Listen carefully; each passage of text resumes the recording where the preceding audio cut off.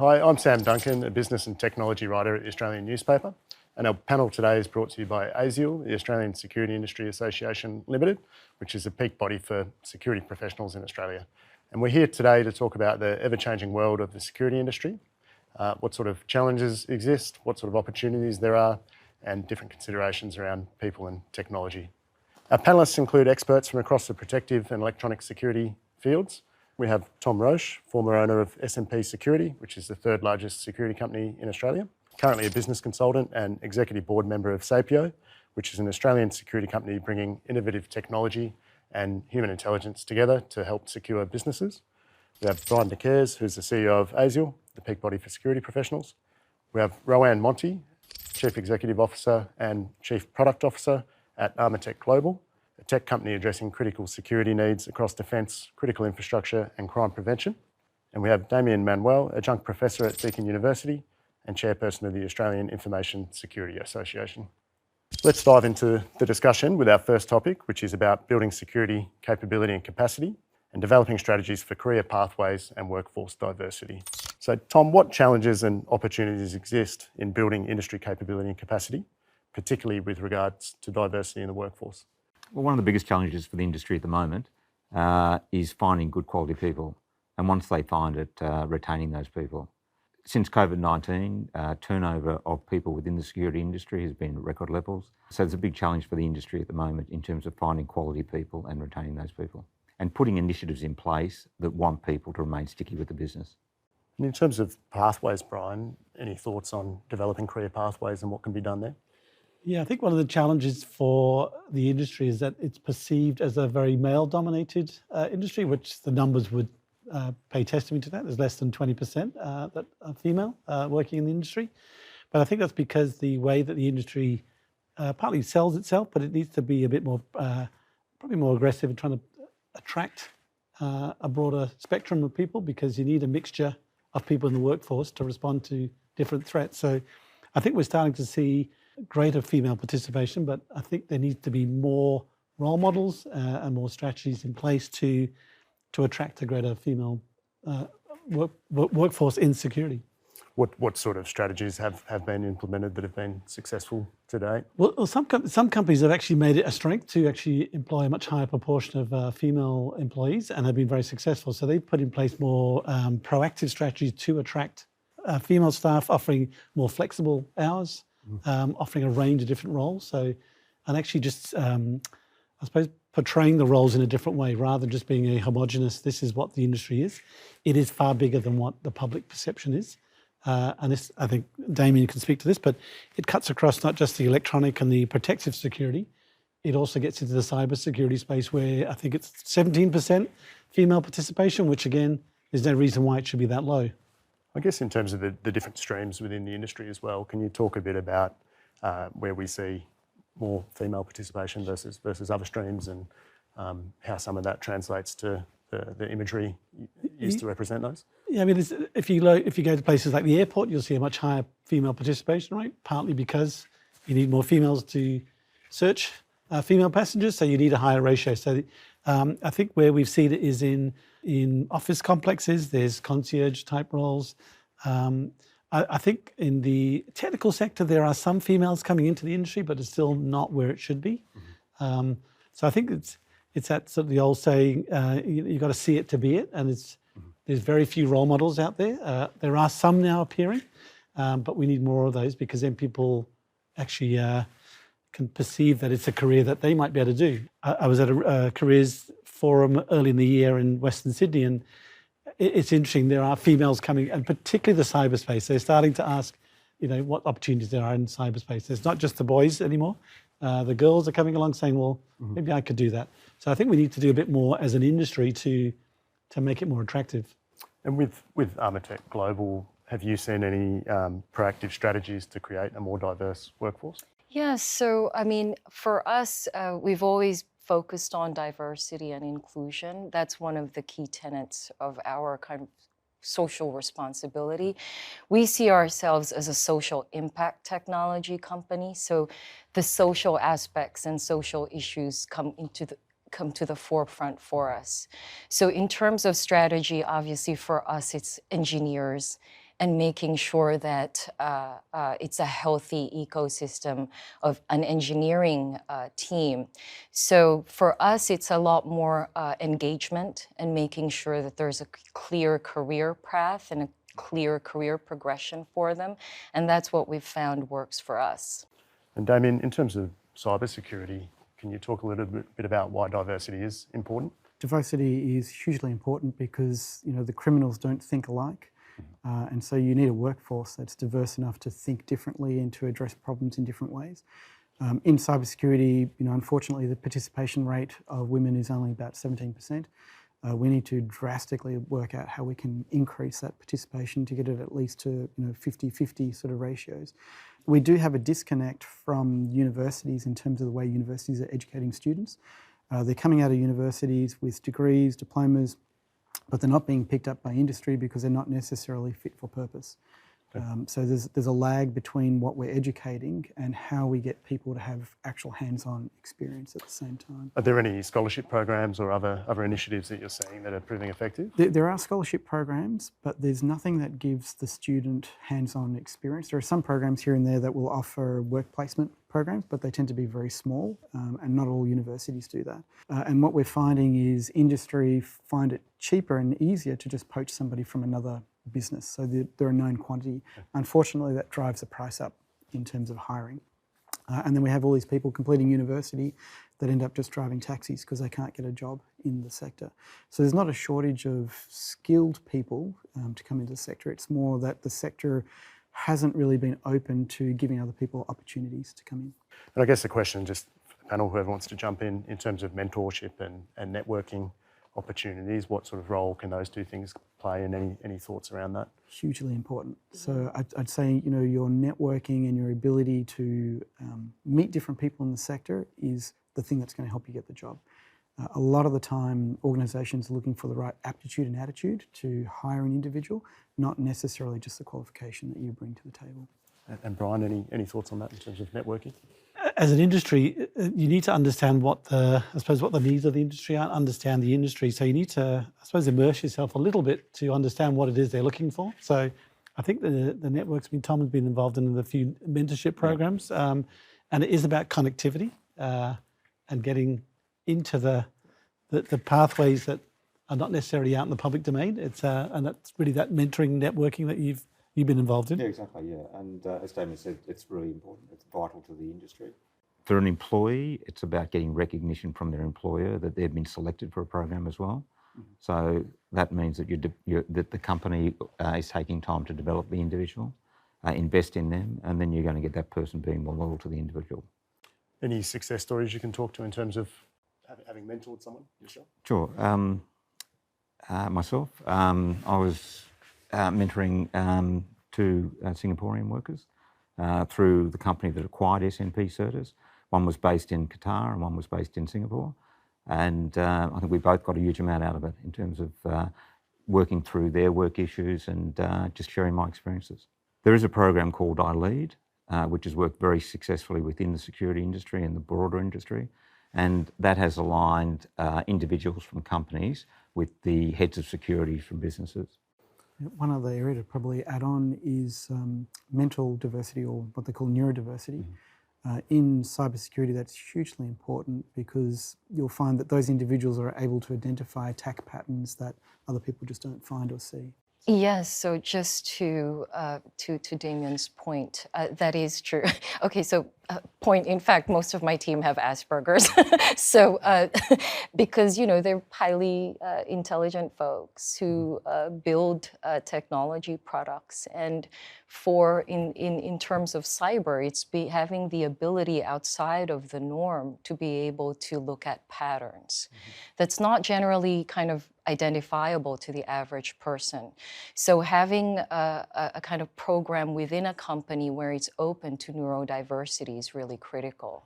And how does that translate to the recruitment program in terms of some of these people are not going to perform well in a traditional sense in some areas, but they might be exceptional in other areas. So how do you manage that? Well, there's also obviously in the recruitment process, it becomes very difficult because we want to make sure that their privacy is respected. There are some candidates who don't want to identify as neurodivergent being part of the neurodiversity kind of program. So it's a very delicate kind of topical up and coming space right now. For us, it's critical, to Damien's point, because we need those types of talents. And to both Tom's and Bryan's point, I think the more that we converge the cyber and the physical as one holistic whole, we will actually enrich an entire ecosystem of security professionals that will eventually have transferable skills. So if we had, say, a security officer who's only ever had exposure in the physical security space, upskill into some level of at least some cyber literacy, and if that person were to upskill even more, it will actually give the physical security industry better control in terms of regulation and better opportunities to offer people in terms of career progression, because those cyber and digital skills are transferable to, say, robotics or automation. And it won't be like, oh, well, it's a dead end if I become a security officer. What do I do next? If we offer those pathways where there's a clear career track or there's a clear career progression, I think it will attract more candidates and we will end up potentially with a healthier ecosystem. I guess that leads nicely probably into our second topic as well, which is talking about these emerging technologies, which is changing the landscape and how interconnected some of these fields are. Damien, first question for you. Which emerging technologies do you think will have the greatest impact on security in the future? So I think everybody would sort of admit and say that artificial intelligence or machine learning is, the turning point that's going to have a massive impact. But I think there's also some even basic things that are already having an impact today that we just don't realise. So if you think of Internet of Things devices or IoT devices, these are things that we wear, we buy, we put in our homes, we put in our workplaces. The ability for those devices to be easily manipulated, hacked, and to provide sort of an egress point for organisations that are hostile to come into your organisation is becoming more and more common. If you think about those individuals that might have robot vacuum cleaners at home, most of those robot vacuum cleaners today can be easily hacked and modified.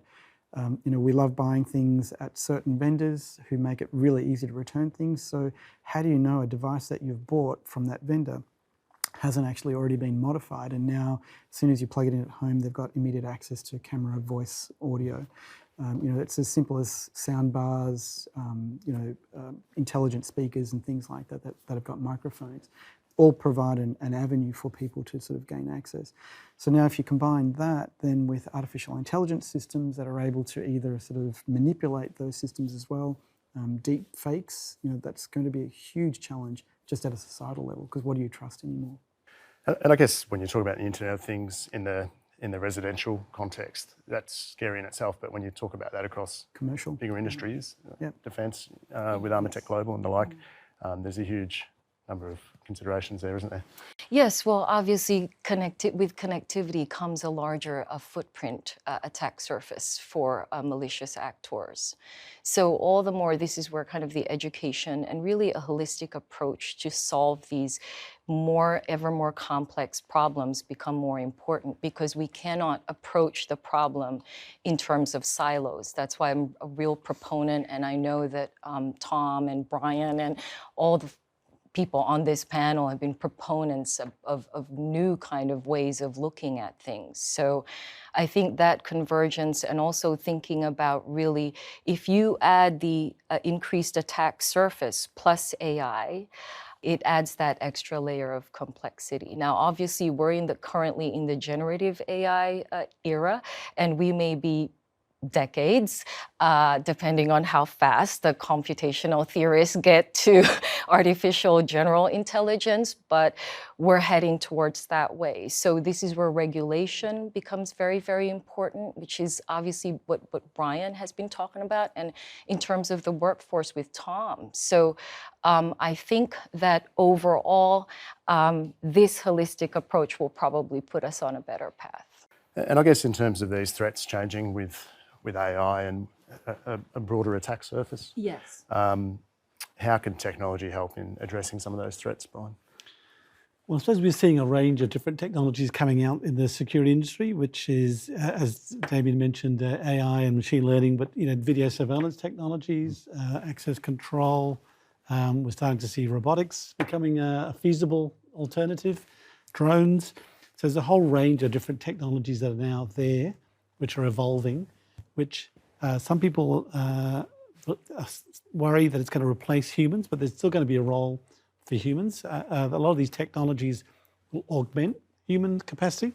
But I think, as Roanne said, I mean, with these technologies, there are ethical considerations which we need to be aware of, and we need to be.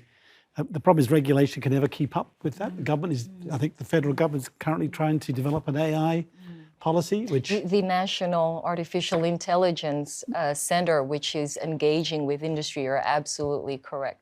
and trying to, not put a marker on the ground, but again, trying to keep up is going to be the challenge because these technologies are, their life cycles, development cycles are getting shorter and shorter.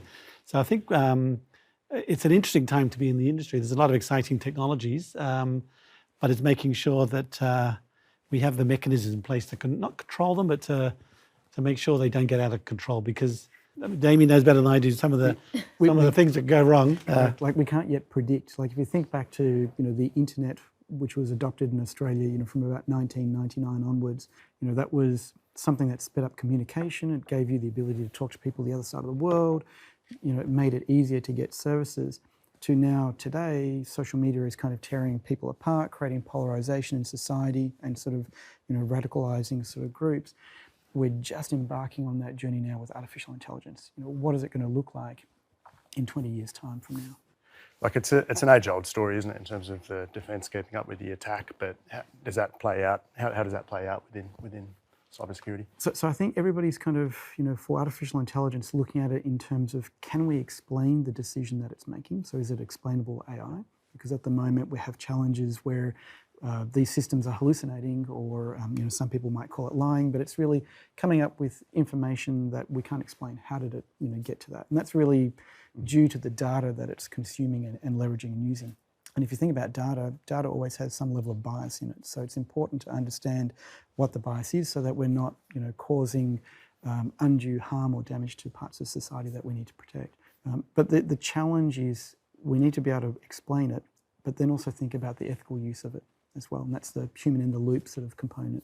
And I guess with first maybe Tom, if you could speak to facial recognition technology and some of the uses that how that's being used in the industry today, and then I guess Bryan, I know you've proposed some considerations for government around the responsible use of that. There's a product that I'm actually working with at the moment. It's called dynamic crowd measurement, and that actually picks the mood of a crowd.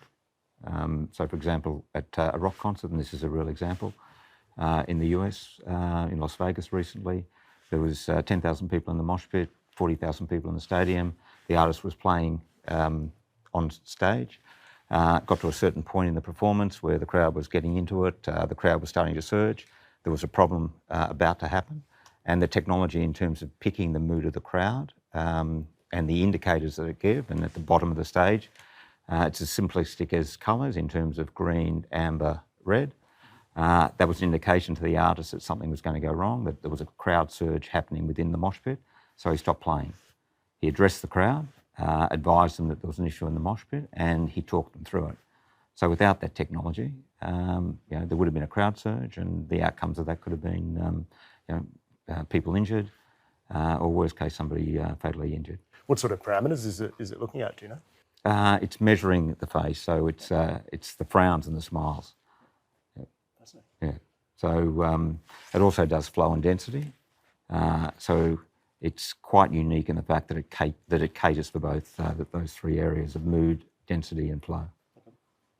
And just to pick up, in terms of some of the technologies, there's automated facial recognition, which means you can, if you're looking for particular people you don't want to let into a group, a sporting stadium because they're banned from that venue, you can do that. There are technologies that can monitor people, their shopping for shoplifting, predictive behaviour, which learns behaviour. All these things are very powerful. I think part of the The challenge is bringing the public along on the journey, because there is some distrust among some in the community that this is, the surveillance state. So that's why there need to be some measures and mechanisms in place. We've developed some draft ethical guidelines for providers to give them some parameters on, there's privacy. There's a whole range of ethics. It shouldn't be discriminatory. There are principles that you need to operate by, because it's got to be fit for purpose, not not to be used for wrong. So, but I don't think government will be able to keep pace with like some of those technologies. Yeah, there's so much emerging at the moment. Different companies developing a lot of different technologies, and it's how that they compete on the industry together, and I suppose organisations selecting the one that's going to deliver the outcome that they want. Yeah, just as an example, like my engineer, well, they're very, very talented engineers. They can build a chatbot in a day for a specific use case. Okay. So, the speed at which that it's going, we all have to put our heads together, because we really, it's so fast moving that we need all the brains more brains are better than one. So we really, this approach, I think, is going to really help us, because it's just so fast. Yeah. It's also dealing with the privacy issues of that as well. Yeah. And meeting the government concerns and the public concerns. Yeah.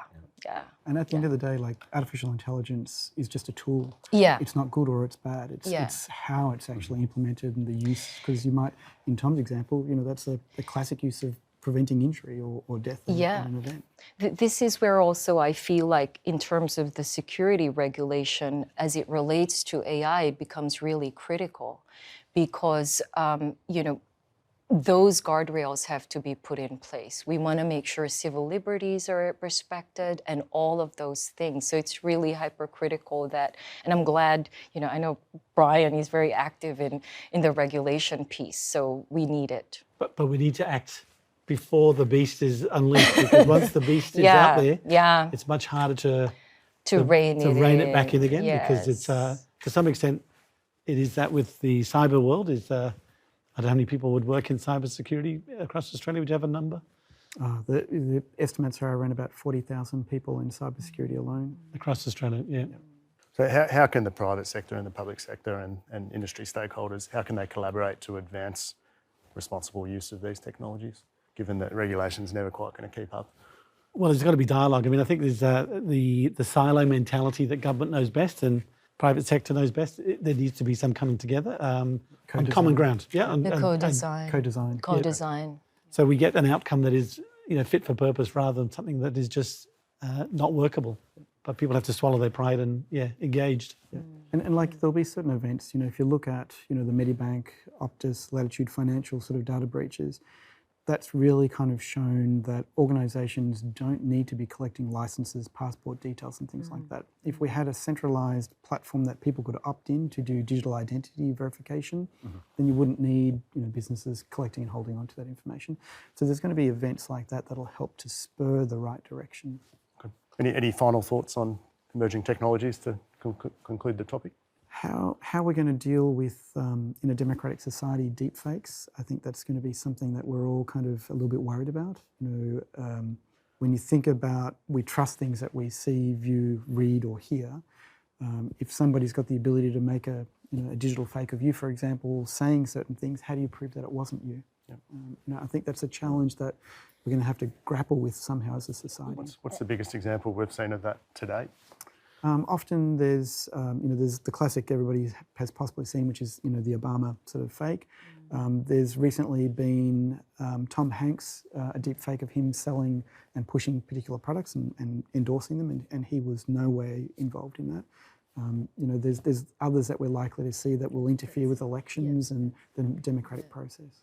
Primarily through misinformation, and also from a security perspective, from the security industry, both physical and cyber, it's the aspect of biometry. So if they have your facial metrics, then it becomes a little bit dangerous, because then if your biometric data is being used to unlock certain things, then obviously that's a huge security risk. Yeah, imagine, if I'm a frontline worker protecting a piece of infrastructure, and I get a video call on my phone and it's the CEO of the company instructing me to do something.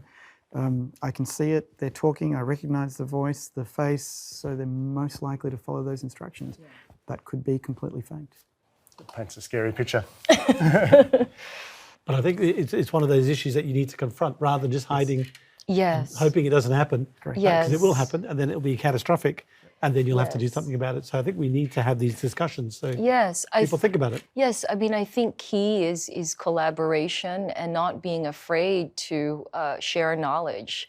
I'm a proponent of sharing knowledge with the private sector, with, obviously with where government engages with industry.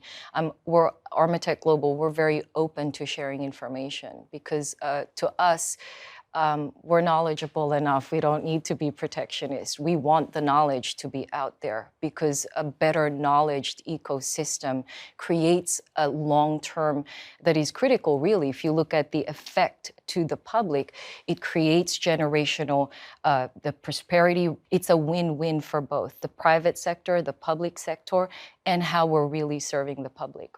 Maybe in the future, Teams, Zoom, or WebEx will have a little thing in the corner that tells you the integrity of that conversation in terms of. Is there any, that often real or sort not? of comes up as a solution in different settings, but is there anything like that at the moment that's working well in social media? Not that I'm aware of. Good. Okay, thank you for your contributions. We'll take a small break there and come back after. Bryan, can you talk a little about why achieving a nationally consistent security regulation is so important? The private security industry in Australia employs about 200,000 people, and it's a critical component of Australia's national security mix. So, with over, let's say, 200,000 people covering, electronics, physical, cyber, protective security, from an ASIAL's point of view, it's important that there are consistent national professional standards for the industry. At the moment, what we have is a patchwork of regulation across the different states and territories, which doesn't make for an optimal system. So our long-held view is that there needs to be consistency across the country, which is also good for to enable people to move between jurisdictions when there are spikes in demand. But it's really is to make sure there is a threshold that is acceptable for people working in the industry to meet. So at the moment, that threshold varies from state to state and territory. So from the ASIAL point of view, we believe that is something that needs to be addressed. The private security industry will only continue to grow. So it's I think in terms of numbers, it's quadrupled in the last 30 years, and it is forecast to continue to grow over the next 30 years. So we need to get the combination right because it will be even more important in the next 10, 20 years. Can you just add into that, Sam, from a business owner's point of view, it just adds increased cost and complexity when you're dealing across multiple states and territories to put licensing in places. And you've got a number of large companies that operate nationally, and you've got others that operate state by state or multiple states. Common licensing across the country makes a lot of sense. You've probably got experience, Tom, have you, from a jurisdiction where it is all consistent overseas? Anything you can talk about there in terms of having worked within a consistent regulatory framework? Well, my experience is only in the UK. Whether at the time of the EU, whether they tried to do that. But I think Australian, where you've got everyone speaks the same language, you've got a common culture throughout the nation. It makes a lot of sense to put the same regulations across the industry. It's not just our view. There have been, I think in the last 20 years, countless inquiries, reports from a range of different bodies, government bodies, external bodies, that have recommended this. In fact, in I think 2008, the Council of Australian Governments agreed, this makes sense, let's do it. And yet 15 years later, nothing has happened. So there seems to be a lack of urgency. 15 years is a long time since agreeing to do something. It's important that we do it. I want to come back to that in terms of why nothing's happened to date, significant enough. But in terms of, could you paint a picture of some of the inconsistencies that you see across different jurisdictions, whether it's different fields, whether it's training requirements, these sorts of things? We've managed, after many years, we've finally got the entry-level training to be consistent across jurisdictions, but it comes down to things like the criteria for becoming licensed. So in some jurisdictions, you can be just a transient traveller and you can get a security license. We don't think that's a particularly good situation. We want people who are permanent residents or citizens to be protecting the critical infrastructure and places like that. So in some jurisdictions, they don't use criminal intelligence. So that means you want to catch people before they do something and stop them working in the industry, whereas other jurisdictions, they do use that. So they prevent people who potentially could do damage from entering the industry, or remove them from the industry. So from our point of view, it's the inconsistencies of who can enter, and the inconsistencies in how they apply requirements like training. So the training competencies are all the same, and yet you go to different jurisdictions, you get a different license. So for us, I don't know how you get a different license when you've done the same training. There needs to be agreement, and it's not a radical concept, but it's just trying to get people to that point. And again, Damien may have a different view, but in the cyberspace, there is no requirement. No probity checking, nothing. So you can go and work in a server room without any probity or any checking of your fitness to be in that particular place. So, and yet a security officer has to be fit and proper. We support that. Has to make sure they're fingerprinted. There's no criminal record. You can do a lot more damage as a cyber security technician, and yet you can just walk straight in, and people will let you in because you're from, cyber's here, right? So let them in. So given what's at stake there, why is nothing happening in that regard? So I think because cyber's grown so rapidly, the government really didn't take a step back and think, okay, we need to have some sort of level of baseline, even if it's a baseline clearance in terms of trust mark. They've been too caught up in credentialing around, do people have the right skills, the right knowledge? And cyber is such a diverse area, whether it's physical infrastructure, whether it's web services, whether it's cloud infrastructure, etc. They didn't step away to think, actually, we're not concerned about whether they have the knowledge to protect a system adequately. First, we should be looking at, are they trustworthy individuals that should be allowed to work in the sector? So to Bryan's point, it could be somebody who's not even an Australian citizen or an Australian national, and it's really left to individual corporations to decide whether they do a fit for work background check or an Oz check or a basic AFP, criminal check or no check at all.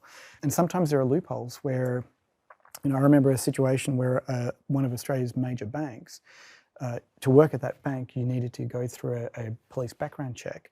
But yet they were using a contracted third party that maintained their infrastructure, and you didn't have to have a third party background check at all. And so, you get these discrepancies that are throughout the industry that really need to be addressed from a trust mark perspective. So I totally agree with Bryan's comment that we should be looking at that as a very base minimum. And what do you think the main underlying factor is as to why nothing's happened despite years of efforts? It is a little bit puzzling.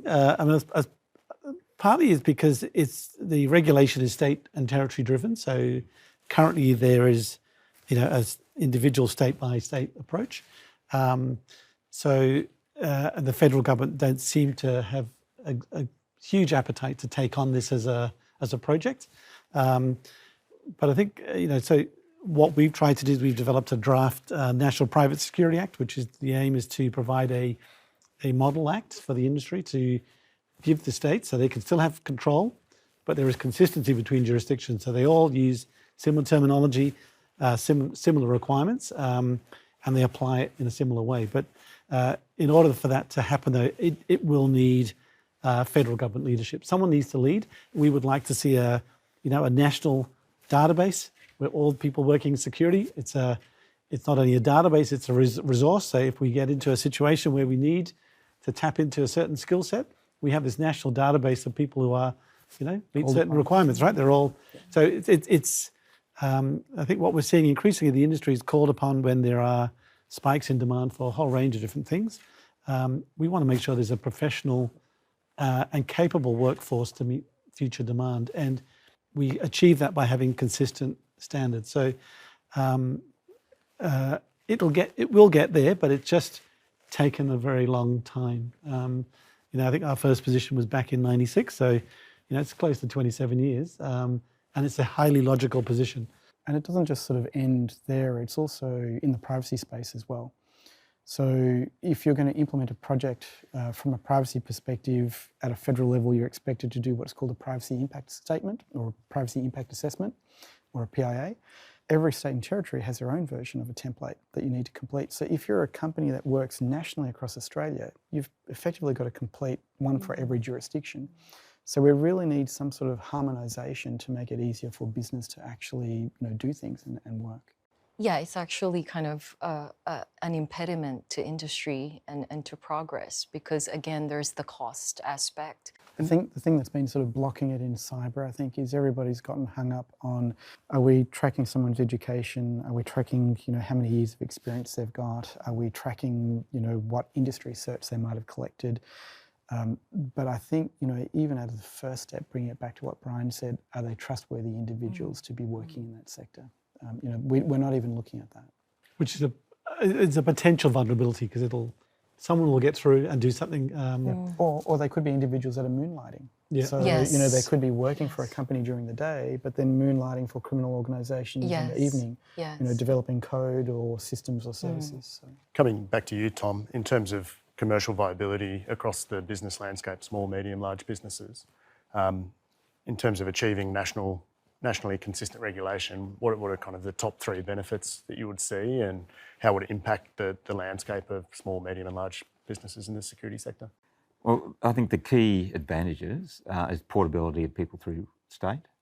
So in terms of for an electronics business, being able to move people from one state to the next to provide services.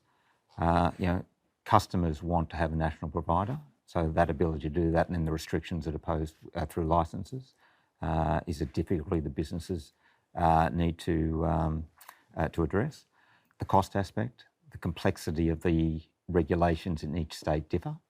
So you need someone within the business to understand the multiple states and territories in terms of what the licensing implications are and what forms need to be completed and what forms don't, what background checks need to be done and what the requirement is. So that's another cost impost to businesses.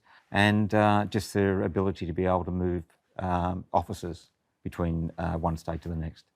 When you talk about portability as well, is some of that, is it mainly to do with workforce retention, people moving interstate, or are we talking more project-based work for large events in different jurisdictions? Predominantly project-based work, for more so on the electronic side of the industry. But also if somebody, if their partner gets relocated to Queensland, for example, they've got, say, a Victorian licence, it's what needs to be done to actually get that recognition in Queensland so that they can go straight into work. And whether that person then drifts from the industry. And you have the situation, somebody who lives on one side of the border and they work on the other, have to have two licenses to do the same thing. And if it's a practicality which makes it doesn't bring any benefit.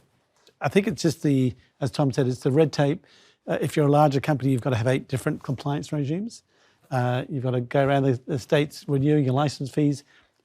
There's no benefit from a productivity point of view. It doesn't increase productivity. So what we need to look at is ways to increase productivity by having better standards, more rigorous, better enforcement.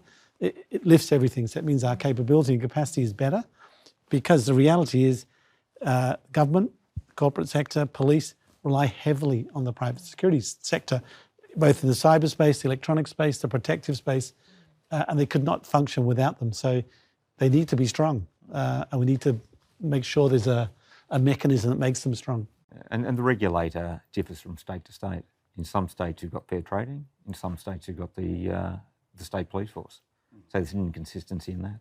You said earlier people might move interstate and then drift away from the industry if they have to go through re-licensing. Do you know, can you talk at all in terms of numbers around what sort of percentage are doing that, or how it's impacting retention? Well, as we said earlier, it's a difficult industry to recruit people. It's not perceived as an attractive industry. The hours are unsociable.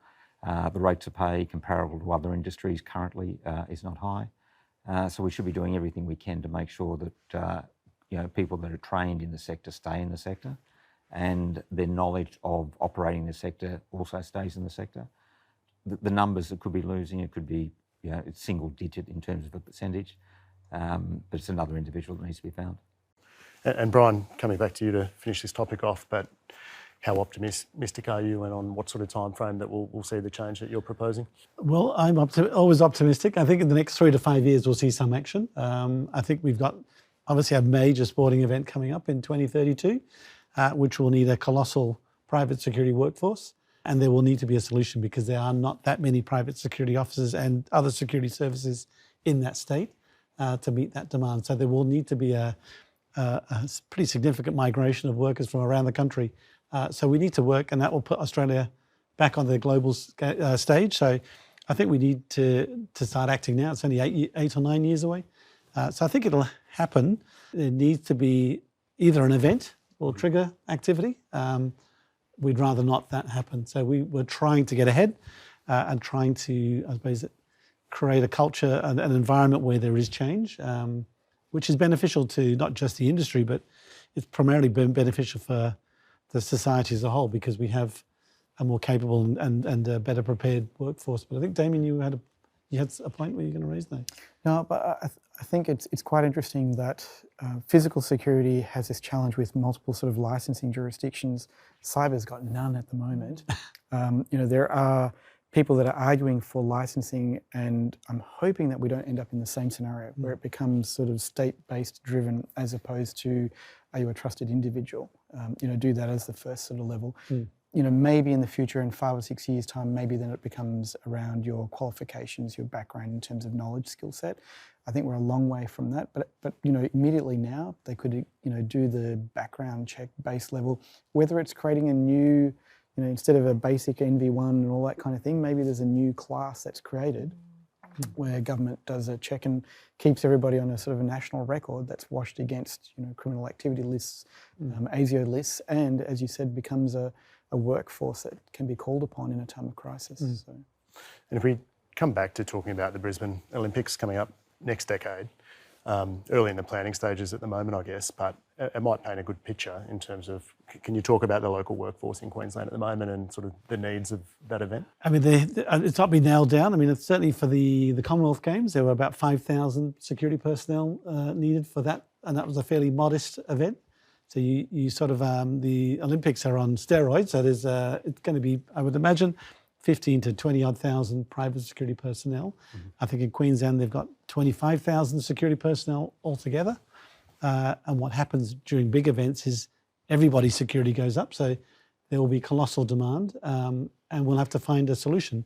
And the military will be part of it, police will be part of it, but security, electronic, and there will probably be more use of electronic technologies. So it may not be, we might not need the same volume of people, because we'll have technologies in 10 years' time that can do some of the things that Tom was talking about before, about reading the crowd and working out where the pain points are. There's also, to your point about automation, there's robotics. So where it's like having 10,000 pairs of eyes watching the same, scenario, conjoining all of your points, that overarching national legislation that also includes the cyber piece, and at core that people have to be a person has to be a fit and proper person to be part of the security industry, both on the cyber and the physical side. I mean, that's the common sense approach. But it's just making it happen because everyone agrees it's common sense, but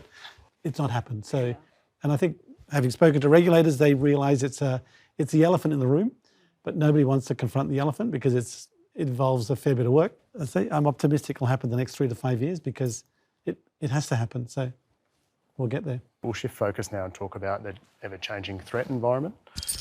Roanne, in your view, what are the most pressing security threats that we're seeing at the moment, and what does the future look like? Yeah, so for me, it's absolutely the cyber piece. You have on the cyber side, and I'm sorry, I have to talk about it in a siloed manner because that's the current space we're in. So on the cyber side, there's obviously, RAS, so ransomware as a service, and various other tools. If you add AI to that, then it adds an extra layer of complexity. You've got quantum. So quantum will obviously supersede just the processing power will supersede most encryption protocols. So I think the current threat, more than anything, in addition to the legislation, is if we don't talk to each other. And if we don't start asking the right questions, if we don't start collaborating, we all lose. So this collaboration and co-design of legislation, government reaching out to industry and really working with the industry itself, both on the cyber and physical spaces, security spaces, is really critical for the generational prosperity of the country, I believe. So I think it's absolutely, absolutely critical. The legislation piece, conjoining it with the cyber, converging the both and creating this so it might sound utopic, so please pardon me, Bryan's looking at me like, okay, let's hope that happens. But, I think it can be done. I would argue that Australia is ahead in terms of innovative legislation. Now, I know a lot of people criticize the government, but, and that's okay because we're a democratic society, but I believe we're innovative. Why? Because when we see something and it's top of mind, it gets addressed. This government's probably the most solid when it comes to cybersecurity, the most proactive, the most out of all the jurisdictions, I would argue, with the cybersecurity strategy and all of those pieces. I think we're on the right path, but we need to collaborate. That's probably the biggest threat. And Bryan, are we, in terms of that path that we're on in collaboration and mechanisms for that, have we got all the right platforms in place, or?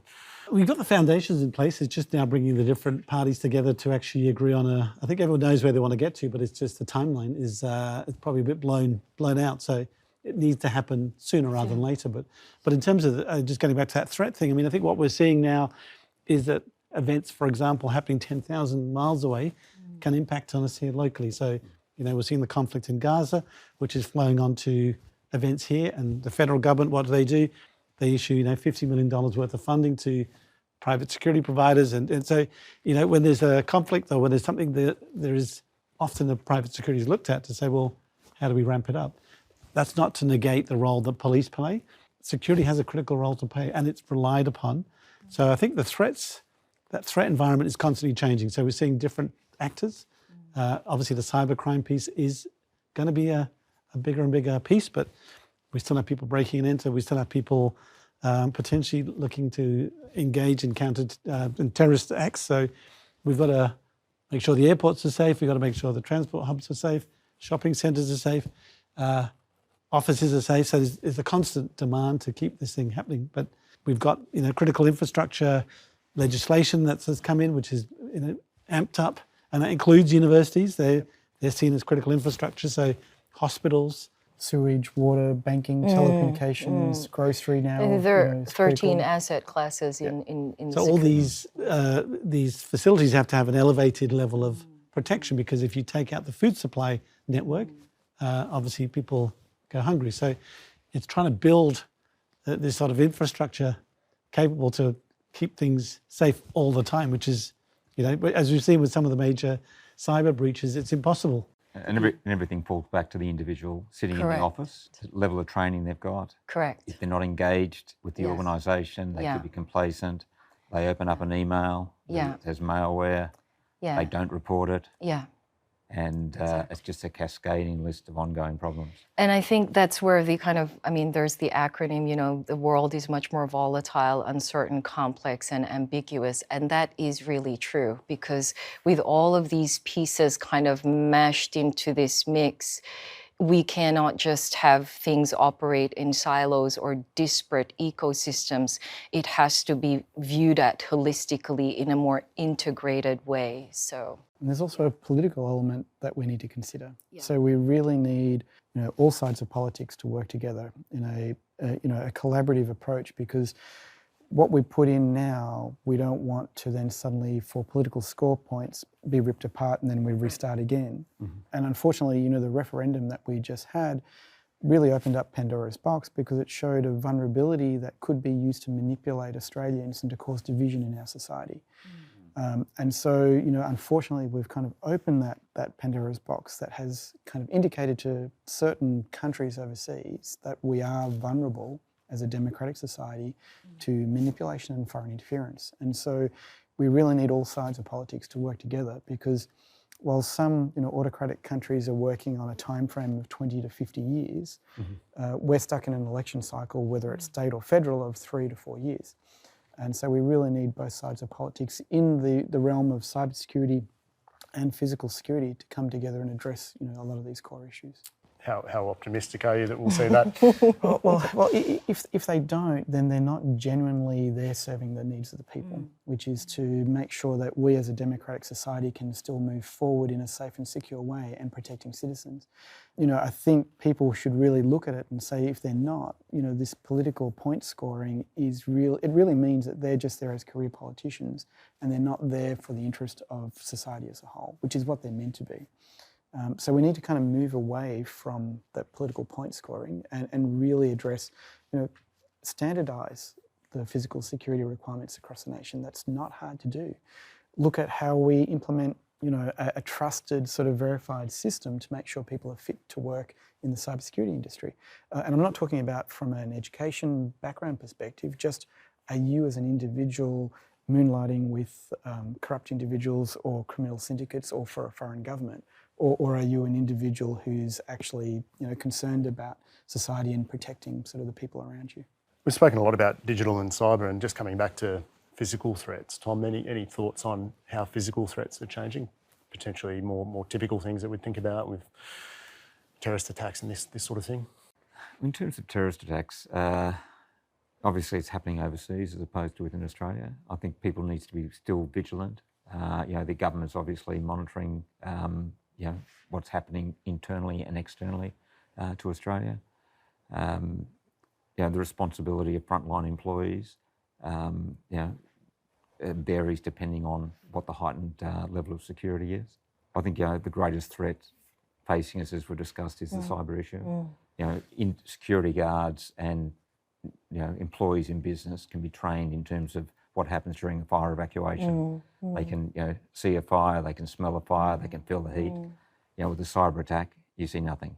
And it's about training people and making sure that workforce is engaged and put in place that level of training that's needed to ensure that they're vigilant at all times. And the attacks are often psychological manipulation. So, social engineering. It doesn't have to be a technical vulnerability in a system. It can be pretending to know about your organisation or using some sort of information to befriend you and make you, click on certain links, or using, the age-old thing of this is urgent, I'm your CEO, you need to address this now, click on the link quickly, and type of things. And I think where, the threat of, say, malicious nation-state actors, we really have to look at, Tom addressed the terrorist threat, that it is existing, and yes, there's the cyber piece, but to Tom's point, one way to look at it as well is typically where malicious nation-states are concerned, the cyber threat or a cyber attack is a precursor to kinetic. And vice versa. It's a way to test an organization's security posture. So it's kind of like, let's just pull the lever a little. Let's see how strong they are. Let's see how strong they act. So then we know what they're made of. And the thing is, those pieces right now, as it exists, are two separate, disparate things in our worlds, So hence goes back to standardization but it is converging. I think it is converging. How do you keep that front of mind for the population, and how does government keep that front of mind without being alarmist? Keeping the people informed and while knowing about these potential threats is really a fine balance. I think the way to go about it is, and the messaging would be to really focus on the public interest. We are doing this because of this. We are doing this to keep you safe, So I think that would kind of bridge the gap of the fine balance between, making people scared, because you don't want people being alarmist and hypervigilant, but still be aware that we do have a beautiful country, and we want to protect that country, right? We want to keep living the way we're living. So I think that public interest piece will probably be the best messaging for any government. And it's not a set and forget. I think it's one of those things you have a posture, but it constantly evolves because the threat keeps changing. Yep. So it's making sure that you have a response that is able to be, morphed into whatever the future threats that come. But you do need to have that capability and capacity to respond, because if it's not there and you do get the attack, Yes. you're not going to be ready. Then you're playing catch up, which is not the ideal situation. So we have an opportunity to start addressing some of that. So we should, because it'll position us very well. So we don't have to be alarmist, but we're ready. So if something happens, we have a skilled workforce that can actually respond, whether it's cyber, whatever. Yeah, it's kind of like a proactive resilience. And I remember, I think I did a survey course with Dr. Gav Schneider, and he has this kind of wonderful course called Presilience. And at first I was thinking, because I'm always curious about what's out there, I'm thinking, what is this thing? So I tried it out, but what's good about it is the key thing here is mindset. We can no longer say, here's my line in the sand, that's your group, this is my group. That's not going to work. Whether it's the public sector to private sector and vice versa, or private sector group pitted against another private sector group, that's not going to work. We need to change the mindset to think of resilience as something that's a proactive activity that we're actually applying as professionals in the field on a daily basis. And I think education also plays a big part. So education around critical thinking, understanding the risks without being alarmist. Even if, we often teach our kids don't accept things from strangers, and yet how many of us as adults have come out of train stations and marketing companies have been handing you, Yoplait yogurts or bananas or whatever promotional material. From a terrorist perspective, if that was poisoned with ricin or something like that, they could be gone 3 days later and a massive, amount of the population would be impacted. So we need to kind of think, about how do we put safety in place and how do we sort of teach people around, don't trust strangers as much as you do, both physical and online. Just coming back to what the theme has been around cyber's the most significant threat that we're facing currently. To link that back to the size of the cybersecurity trained skilled workforce, what sort of gaps are we seeing at the moment and how can they be filled? Huge gaps, can't get enough people. And it's not that we can't get enough people with the right qualifications. We're at this inflection point where we're churning out thousands of students around universities that have got bachelors or masters in cybersecurity. Is that fit for purpose for the industry? Not necessarily, because the industry is looking for people that have got hands-on experience, already know how to use certain tools, have the right aptitude and attitude. But there's this gap in terms of how do they find that amongst the thousands of people to select the right candidates. Even from an employment perspective, if you look at most of the ads employing cybersecurity people, looking for graduate must have 10 years experience in this particular technology, which has not existed for 10 years. So there's this sort of imbalance that we've created, and even the language that's used in some of the ads, it's very male-centric. It doesn't appeal to women. Women might look at the ad and say, well, I can do 80% of that role, so I'm not going to bother applying because I can't do the other 20%. And the guy will look at it and say, I can do 20%, I'm a shoo-in. So there's even this sort of way that we go to market that needs to change to address that sort of skill workforce gap. There are people entering cybersecurity who are musicians. There are people who are coming from nursing, from risk fields. They've all got talents, like, from music, it's really around data and pattern recognition. Nursing, it's around triage and sort of emergency.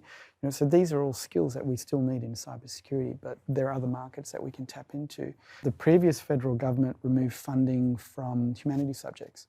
That does a huge disservice to cybersecurity because you need people with humanity background to do policy legislation. So, that aspect, or whether it's psychological, how do we avoid social engineering and sort of that psychological manipulation? You need people with those skills. Maybe a good point to end might be just concluding thoughts on why each of you think a security career is exciting, some of the benefits of it, and anything else just more broadly around what we've talked about, regulation, technology, etc. Well, I've been in the industry for 35 years, so I've made it my career. What I've enjoyed about it is working with a multitude of people, both those that I've employed, but also the customer base. Looking at what's happened throughout the global economy over those last 35 years and the role that security has played. Probably one of the key areas is the ramp-up security of airports, which I was a major provider of across Australia. How government kicked into place, working with private industry to ramp up security after September 11. and then after the Bali bombings and so forth. Within the industry, anyone that's active in it will know that never one day is the same. So unlike being an accountant or a processing, the industry is forever changing. I suppose the positive sides of the industry is that it's diversity. There's a range of different challenges and roles, but it's a very dynamic industry. There's always something happening, whether it's at the technological side or just the threat side. So it actually offers, I think most people, once they find it, they stay, they don't leave, which is testimony to the fact that once you get into it and understand it, it is actually quite fulfilling. And you're actually making I think a genuine difference. You're actually doing something which is worthwhile, as well as being paid. You're actually making a difference, which I think is important for people. I take a more kind of philosophical and just because of lived experience, a take on it. It's what could be more exciting than or inspiring than creating like a safer world for everybody. That sounds very idealistic. Well, I am a technologist. We idealize and wish the world is a certain way.